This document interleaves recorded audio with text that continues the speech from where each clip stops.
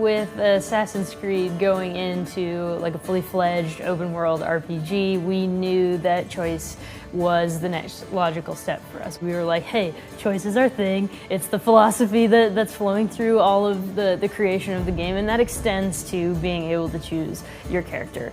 It extends to Naval and how you're going to customize your ship, how you're going to play with your ship, who you're going to recruit for your ship. And then you can make a choice about the way you're going to approach quests.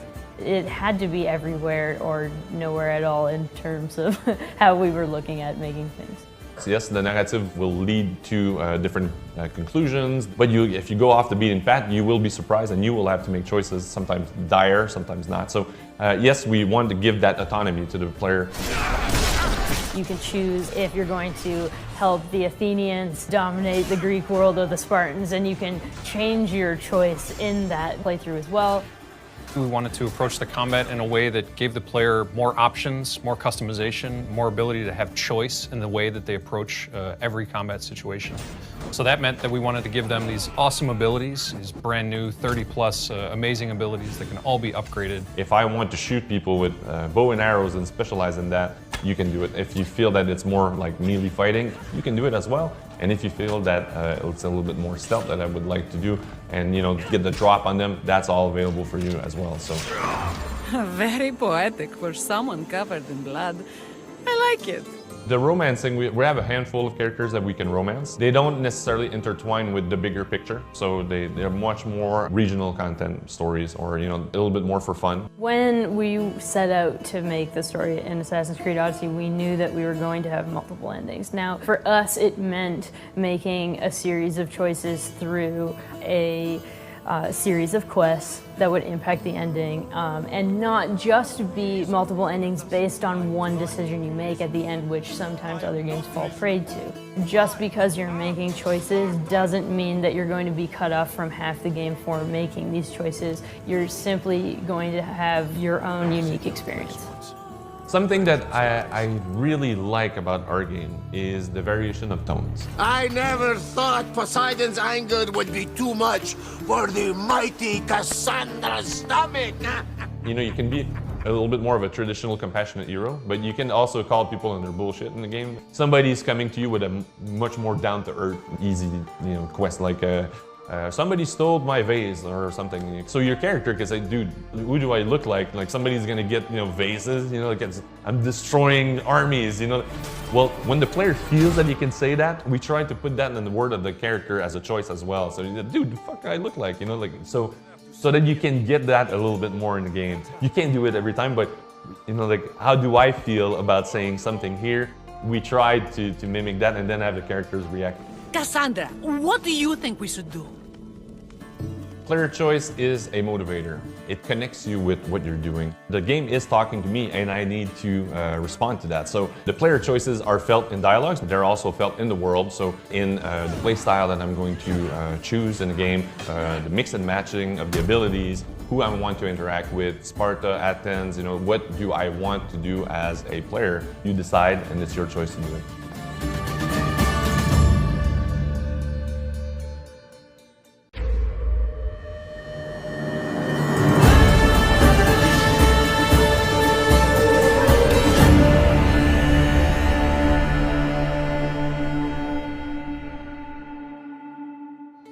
So you're born in Sparta, your player character is born in Sparta, but you move out of Sparta at an early age. So your combat style is not a true Spartan phalanx with the shield and the spear. You're fighting on your own. You're fighting for your money. You're fighting for your life all the time. So your combat is very active, very dynamic. So that meant that we wanted to give them these awesome abilities, these brand new 30+ amazing abilities that can all be upgraded. And then you're going to choose of those 30 abilities, where do you want them? What power do you want them to be? And how are you going to mix and match them in combat? So the base combat is based on Assassin's Creed Origins. It's the same sort of hitbox-based, distance, timing. But then we've added all the abilities. We focused on mobility. You're much more active and dynamic, dodging and parrying instead of sort of turtling with a shield. Without the shield doesn't mean that you don't have the defensive option, actually. We have the parry that is fairly generous. Compared to a block, what it does is it's creating you an opportunity to take back on the offense. If you want to sneak around, put the hood on, you know, it can hide in the bushes and, you know, lure people in and use some of the abilities that are stealth, you can do that a lot more than we've done since Syndicate. Because of your DNA, because of the spear being an artifact of the first civilization, you combine those two things and you get just really, really impressive game-changing abilities for range, for shooting your bow, for the melee combat, and then for assassination as well. You have to build up adrenaline, energy for the spear to use that and unleash these abilities. So you have to use your base combat to build up the adrenaline, and then you unleash spear abilities. So regardless of how you choose to map the abilities, which weapon you want to wield, you will always have a strong aesthetic that's true for a Greek hero warrior. We have 2 weapon slots, the bow, you have 5 gear slots on your character. All of those can be upgraded at the blacksmith to your current level. You're the only character in ancient Greece that has a first civilization artifact, but there are mercenaries, there are very strong enemies with the Spartans and the Athenians that you're going to face that will challenge you constantly. And with the RPG progression, you're going to be facing against enemies that have a higher level than you. It's really going to be up to you how you play.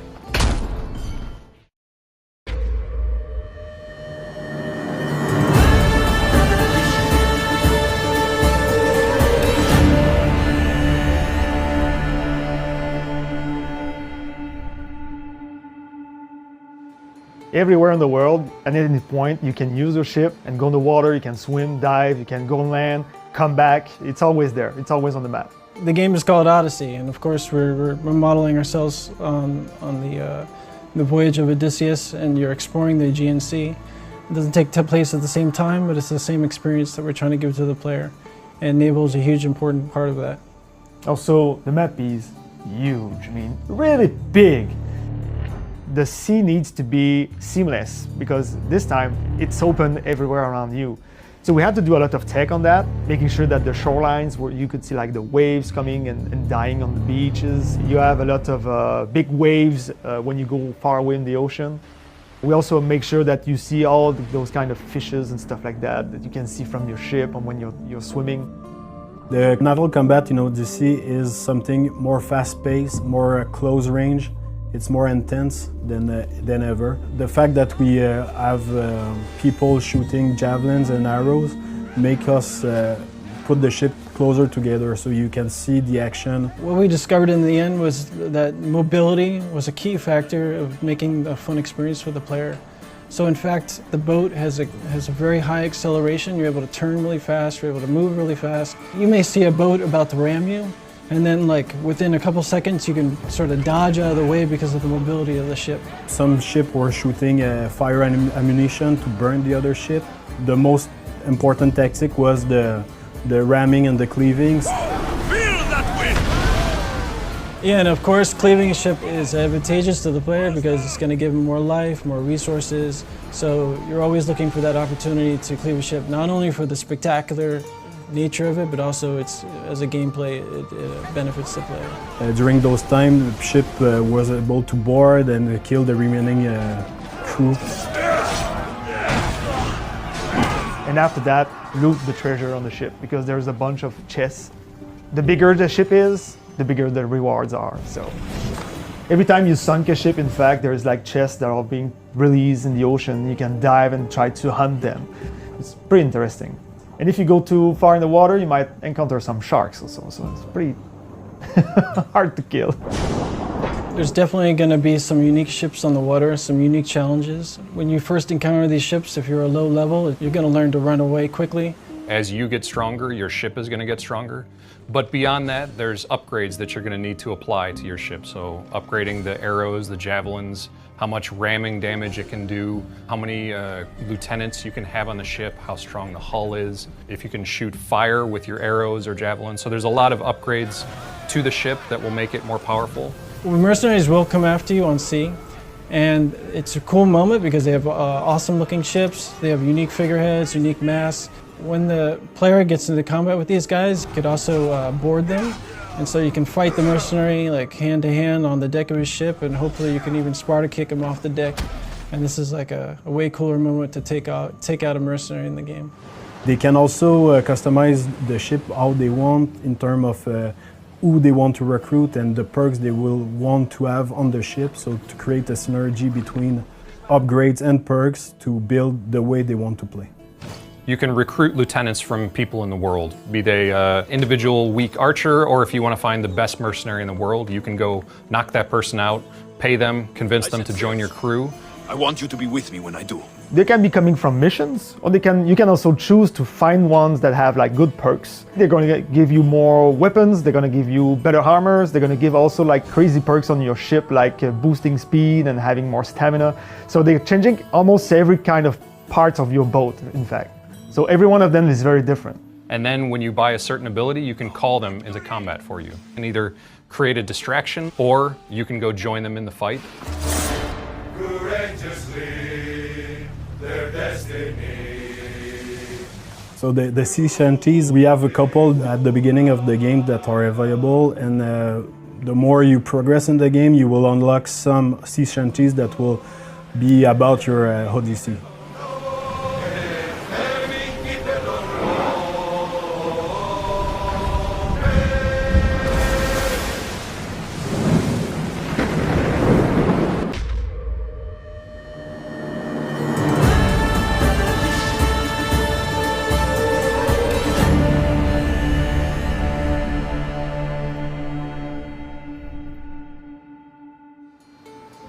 In our setting of ancient Greece, 431 BC, the Peloponnesian War is raging. So every little city-state has its own army, and they're allied with either Sparta or Athens. Those are the major superpowers of the time. But at first, the Peloponnesian War took place during the 5th century, which is a crucial moment in history for our civilization.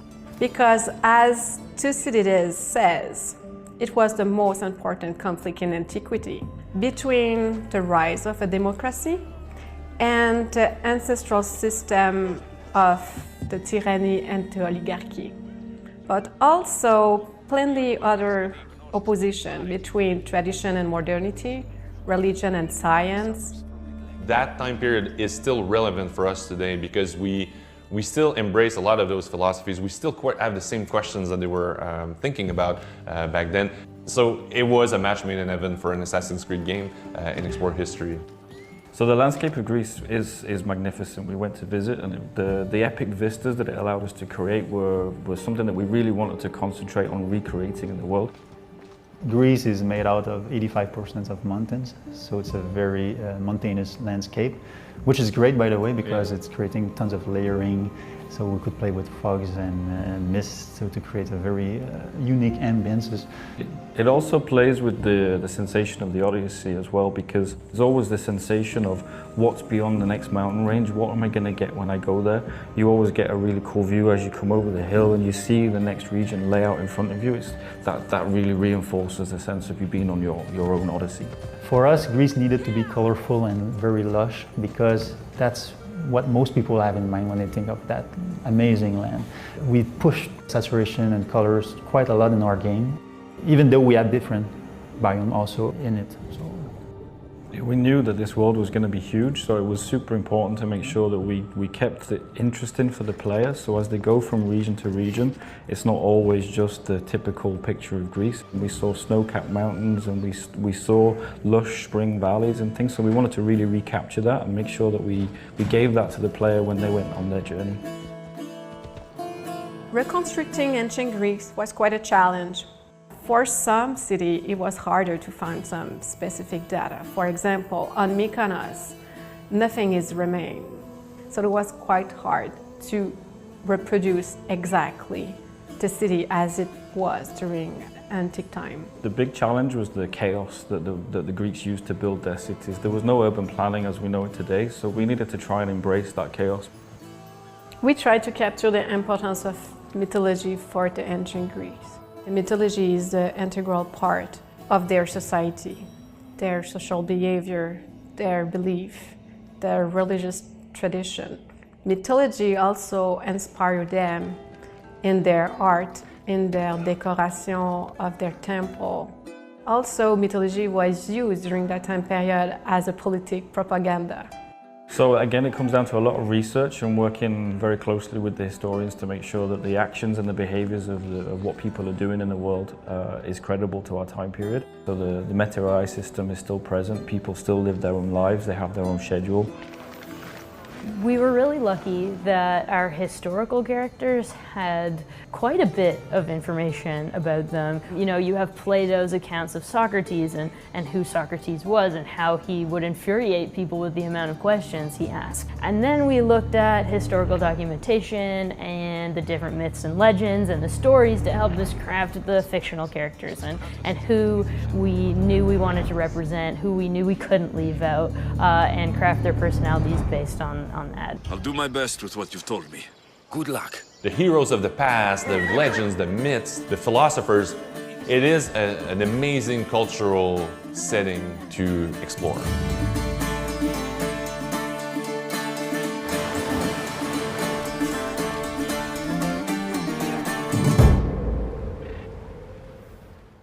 Full.